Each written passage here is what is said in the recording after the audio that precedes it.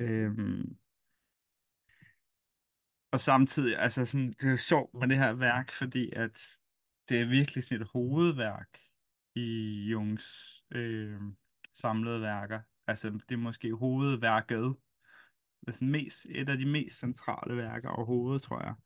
Og alligevel er det meget sjældent, at man hører folk tale om det, og når Jung sådan, i sådan moderne, populær kontekst bliver udlagt, så er det meget sjældent de her idéer, man støder på. Men det er virkelig nogle centrale temaer. Øh, og den måde, at den blev skrevet på, det er måske også, jeg vil sige, en af de mest kontroversielle bøger, en af de mest kontroversielle værker, han overhovedet har skrevet. Øhm, den måde, det kom til ham på, var, at han skrev det i sin feberrus. Altså, han var meget, meget syg, og så kunne han mærke, at der ligesom sådan, der var noget, der pressede sig på for at blive udtrykt og artikuleret og skrevet. Og så begyndte han at skrive svar til Job, og så væltede det bare ud af ham. Så det var sådan en nærmest sådan et manisk feberrus, det her værk er skrevet i. Og det er sådan en slags en lang aktiv imagination af det i virkeligheden også. Altså det er sådan argumenter, og sådan, men han tillader sig selv virkelig at blive sådan følelsesladet, eller han tillader sig at blive vred og sur, og han tillader sig at tage pis på Gud, og sådan, altså han er virkelig sådan, han bevæger sig virkelig på kanten af noget meget sådan blasfemisk i virkeligheden, så det er sådan, det har virkelig, det har virkelig skabt mange kontroverser, det her værk. Særligt blandt teologer, som var glade for Jung. Han havde nogle venskaber med nogle kristne teologer, Victor White blandt andet, hvor at det her værk ligesom skilte vandene lidt. Øh, fordi der er en meget anderledes forståelse af Gud end den kristne. Øh, og der er en meget klar linje også tilbage til ejeren. Det var derfor, vi havde ejeren sidst. At det er ligesom sådan en fortsættelse af ejeren i virkeligheden. Nogle af de temaer, der kommer op der. Men så siger Jung så, at han havde måske ikke tilladt sig helt nok i ejeren. Han havde ligesom ikke gået linen ud i ejeren. Og så var det hans fortolkning. Han ligesom var blevet syg på grund af, at han stadigvæk havde det der i sig, som blev nødt til at komme ud. Så han skriver her, because I got ill and when I was in the fever, it caught me and brought me down to writing despite my fever, my age and my heart, which is none too good. Han er 75 år på det her tidspunkt. I can assure you that I'm a coward as long as possible, skriver han. Why should I be the unspeakable fool to jump into the cauldron? Altså cauldron er den her heksekedel, ikke? Så ja, men han er en fugl, Jung. Han er en mystic fugl, som han selv beskriver sig selv. Han bliver nødt til at springe ind i den der heksekedel, så koster det, hvad det vil, ikke? Det kostede altså en del kontrovers. Så siger han, det kom til ham som sådan en slags musik eller koncert, og han havde en følelse af, at han ligesom, der var noget, der blev kanaliseret. Musik nærmest. Så siger han så også i hans forår her til værket, at han ligesom, det er svært at beskrive, hvorfor at han skulle skrive det her værk, men at han faktisk har været optaget af det her centrale problem i mange, mange år. Så det tænker jeg ligesom, at vi skulle kigge tilbage på, hvor stammer den her problematik med Gud, det her, hvad hedder det, den her kamp med Gud nærmest, eller det her argument med Gud, som Jung fører op igennem hele sit liv. Og det er i virkeligheden helt tilbage fra hans barndom. Og der er særligt sådan en vision i Memory Streams Reflections, der hvor jeg, som altid har jeg synes, har været så fantastisk, fordi det er sådan et dejligt billede, nærmest sådan et drømmebillede, hvor der er rigtig meget af det her, der bliver tydeligt. Og det er ligesom en... Hallo? Mm. Nå, hvor mærkeligt. Det må have været noget med mit signal der. Ja, Ja, sorry. Nå, nu er jeg her igen. og vi fik lige snakket lidt om Gud, så det var okay. Fedt, fedt, fedt. Det er godt. og så fortsætter vi lige. Ja.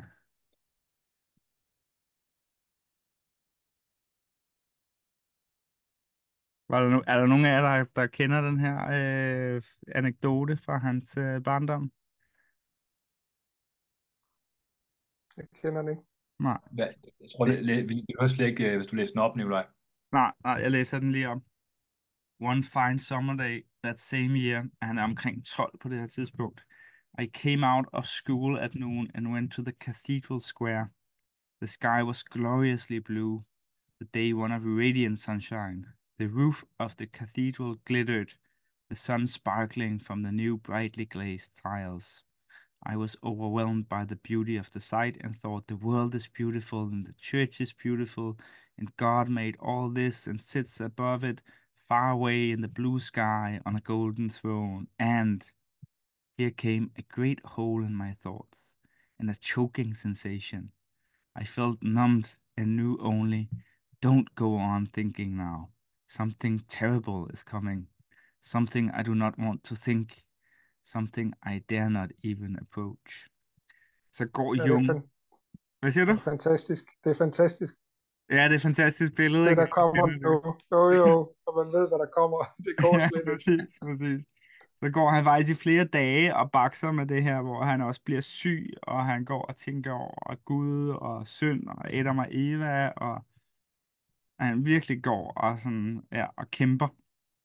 Og så til sidst, så skriver han så, I gathered all my courage as though I were about to leap forth into hellfire and let the thought come.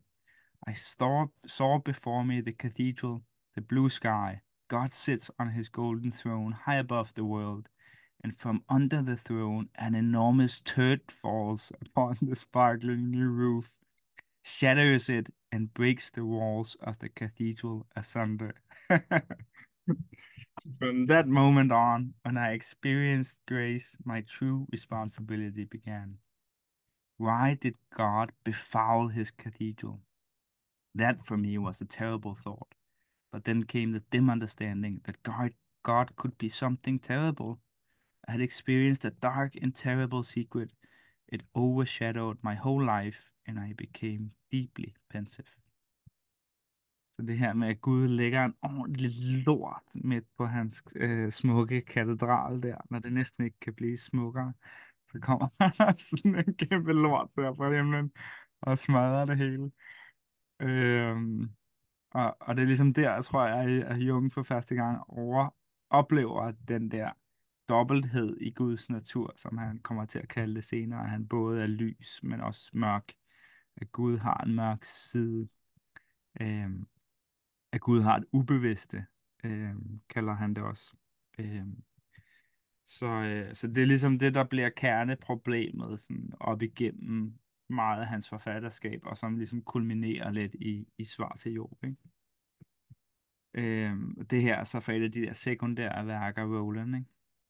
Susan Roland, og hun skriver, where God is symbolized as a numinous, unfathomable depth of significance, there the psyche is to be found. Indeed, Jung the therapist is very happy for these unconscious powers to be called God, providing those using the language do so out of a living connection with these words. Religion ought to provide a living symbolism to regulate our relationship to the unconscious, according to Jung. Så det er ligesom, altså jeg kan godt forstå, at man har det svært med sådan med G-ordet, Gud-ordet, hvad er det Gud, og hvorfor skal vi tale om Gud, og så videre, men man må lige prøve at se fra Jungs perspektiv, så er Gud og det, sådan, det kollektive ubevidste, det er meget synonymer i virkeligheden.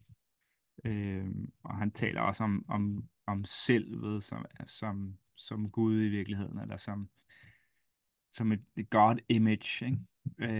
Så man ligesom prøver at oversætte sådan, ja, hvad han egentlig forstår med Gud, ikke?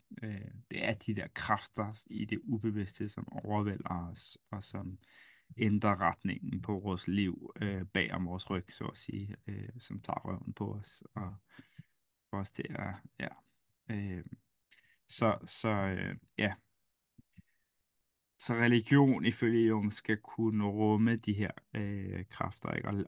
Og skabe den der container, hvor at det forhold kan finde sted. Regulate our relationship to the unconscious. Så, og det er jo det, der kan man sige, det er det, der bliver problemet i den kristne kirke, at ja, det kan den ikke længere. Så derfor er Gud nødt til at smadre den, så at sige, hvis vi oversætter det her lidt.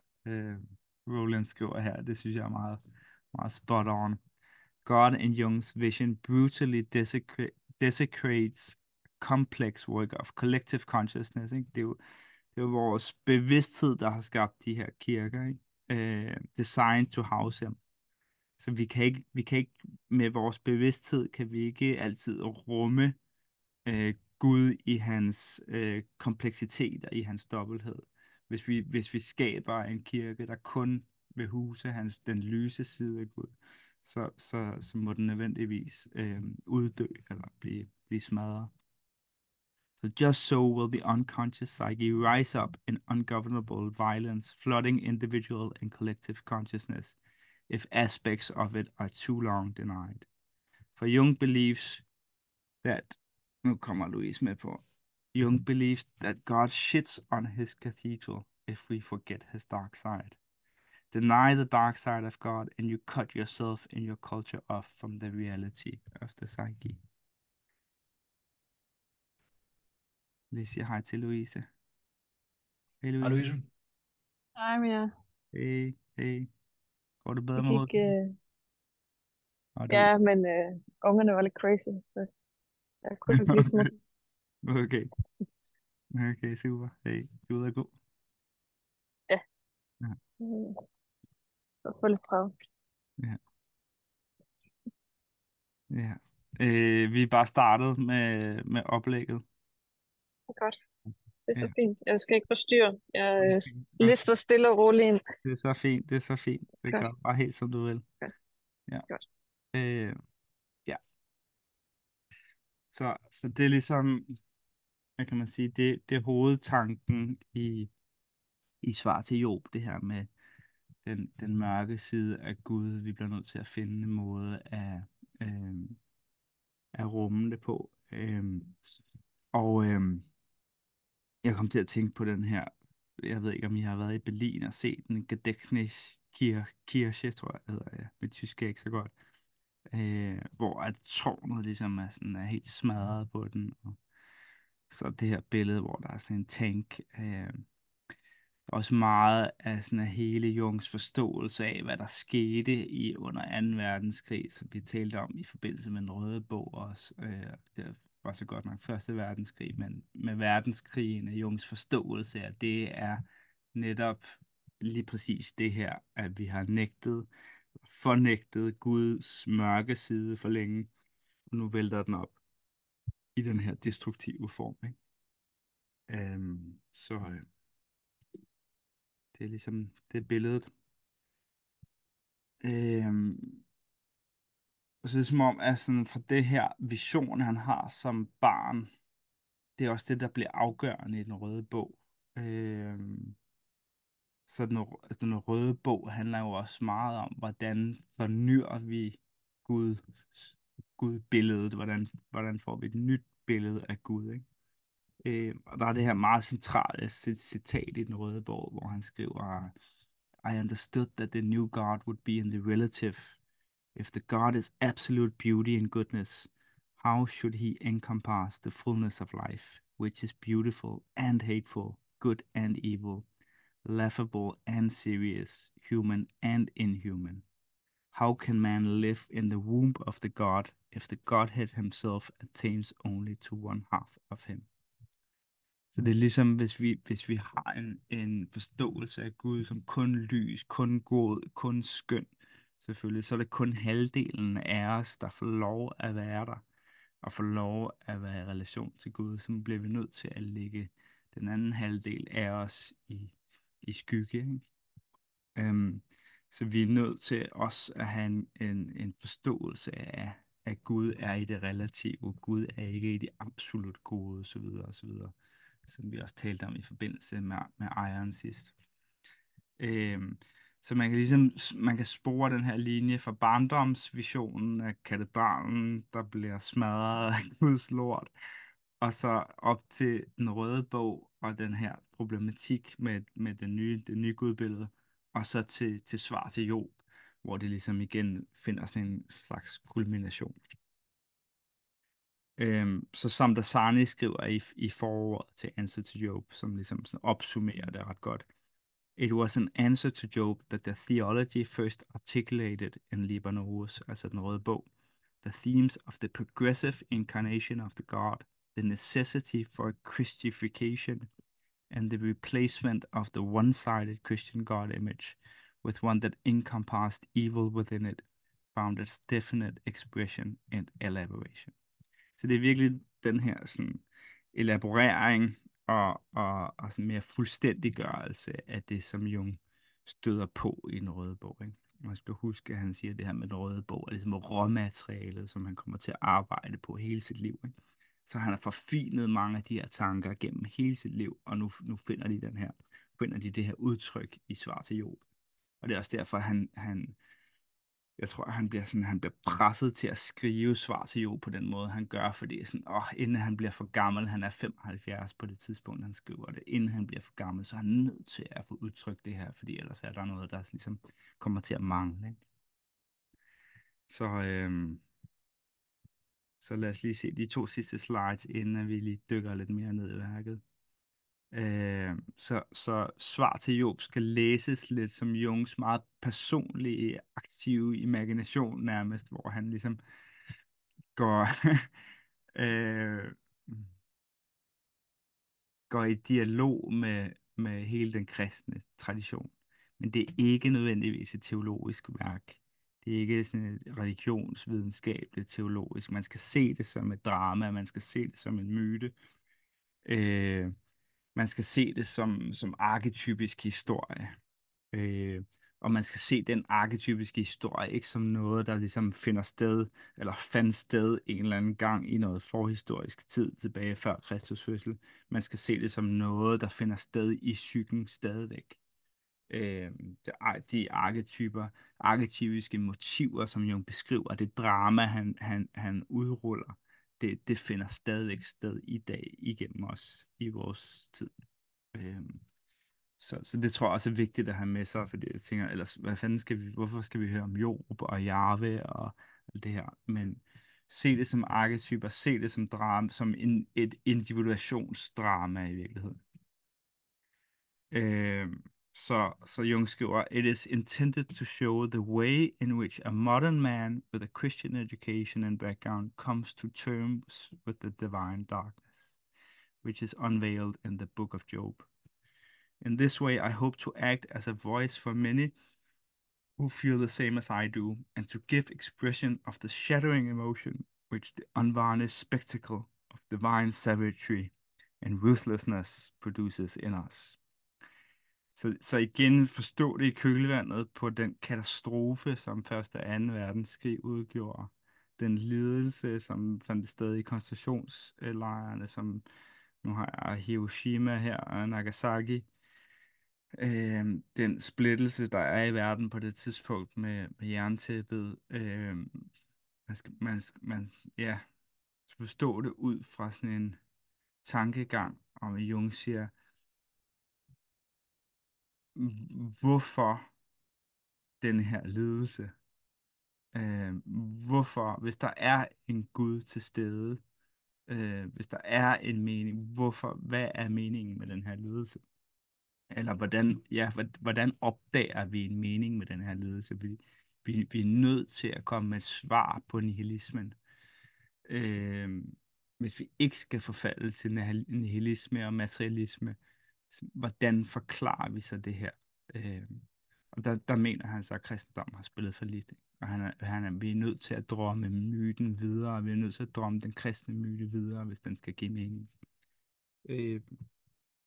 Og igen, jeg ved slet ikke, om den giver mening for mig personligt endnu, men jeg synes, det er spændende at prøve at se på, hvordan det er Jung for det her til at give mening.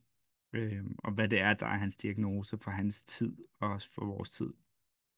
Øhm, så sådan hele, altså nu afslører jeg det sådan et spoiler alert der på svar til Job, men kernetanken er virkelig, at hvis mennesket ikke hjælper Gud med at blive mere bevidst, så vil Guds, altså den kraft, der er i det kollektive ubevidste, vil ligesom spilde ind i verden, øh, i form af destruktive kræfter, krig osv., som vi også snakkede om i forbindelse med hvad der sker i dag i verden, ikke? Ikke mindst Israel, Palæstina og lige for tiden. Man helps God to become conscious by individuating himself. Det er virkelig det, der er grundtanken. Individuation er ikke min invitation, det er Guds invitation gennem mig, gennem os. By increasing our own consciousness to coming to terms with the darkness of the collective unconscious, we become another spark of consciousness for/in the Godhead. Så det er egentlig det, der ligger i individuationen. Det er en form for at gøre sig selv i stand til at rumme Gud, inkarnere Gud i hans både mørke og lyse side. Og det er det, som svar til Job handler om, basically. Okay, vi tager lige en hurtig, så hurtigt som muligt, gennemgang af Jobs bog her. Bare lige, de fleste af jer, I kender sikkert sådan hovedtanken i Jobs bog. Men den handler altså om Job, som er den her meget retskaffende mand, som er rig og børn og kone og lever et lykkeligt og fromt liv. Og så skifter scenen så til himlen, hvor at Gud spørger Satan. Og det er også noget, Jung lægger mærke til den her gang, var Satan sammen med Gud. Guds lyse og mørke side, Satan som lemliggør den mørke side af Gud, var stadigvæk ved Guds side, så at sige, ikke? Gud-billedet var mindre splittet. Så Satan spørger, eller Gud spørger Satan om hans mening om Jobs fromhed. Og så ligesom Satan, accuses, Anklager. anklager, tak Silje. Anklager Job for kun at være from, fordi at han tror, at Gud er ligesom skyld i hans lykke, ikke? Og hvis Gud ligesom tog alt fra ham, så vil han helt sikkert bande og svovle, eller hvad det hedder. Så det er ligesom det her væddemål, eller den her wager, som Gud og Satan laver i himlen, ikke? Og så giver Satan den ellers bare gas med at smadre Jobs liv, ikke? Han bliver berøvet fra sin hans dyr og hans tjenere og hans børn bliver dræbt. Han bliver syg og alle mulige forskellige plager, der vælter ned over ham, ikke? Hans venner og hans gamle venner, ikke? De siger, at du må have gjort et eller andet for, at det her lige pludselig finder sted, ikke? Og jo nægter, som jeg har ikke gjort noget, ikke? Men stadigvæk bliver han beskyldt af sine venner og sin kone, så der er heller ikke nogen trøst at hente blandt hans medmennesker. Og han får ikke lov til ligesom at få en slags retssag med Gud, hvor han ligesom kan anklage. Så alt bliver ham ligesom frarøvet og nægtet i det her væddemåls tjeneste, ikke? Og det er jo sindssygt, altså sådan, når man kigger på det, sådan, hvorfor den her lidelse, hvorfor tillader Gud den lidelse at finde sted bare for sådan et slags væddemål, ikke? Og så altså Jung går ind med Jobs bog her og siger sådan, hvad er der egentlig, der finder sted psykologisk, arketypisk, ubevidst i det her drama? Så han skriver Jung, "It is just possible that something in the background will gradually begin to take shape as a compensation for Jung's undeserved suffering. Something to which Jahve, even if he had only a faint inkling of it, could hardly remain indifferent. Without Jahve's knowledge and contrary to his intentions, the tormented, though guiltless Job had secretly been lifted up to a superior knowledge of God, which God himself did not possess. Job realizes God's inner antinomy, and in the light of this realization, his knowledge attains a divine luminosity." Så det, der sker ifølge Jung, det er, at Job faktisk bliver bevidst om Guds dobbelthed. Og i det, at Job bliver bevidst om Guds dobbelthed, så bliver han faktisk mere bevidst end Gud selv. Og det er det, som Jung ligesom, det er ligesom lidt kongstanken også der, at for Jung, at Gud også er ubevidst. Og med forstå det er sådan lidt som om, at Jung siger, at sådan, det ubevidste er også ubevidst. Det kollektive ubevidste er også ubevidst. Og det ubevidste, eller Gud, kræver i virkeligheden kontakten med mennesket, kræver menneskets bevidsthed for at blive bevidst om sig selv. Så det er hovedtanken. Og det er det, der sker i Jobs bog, ifølge Jung. Det er det øjeblik, hvor at mennesket på en eller anden måde overgår Gud selv. Og det kommer til at skabe et skift i guddommen, ikke?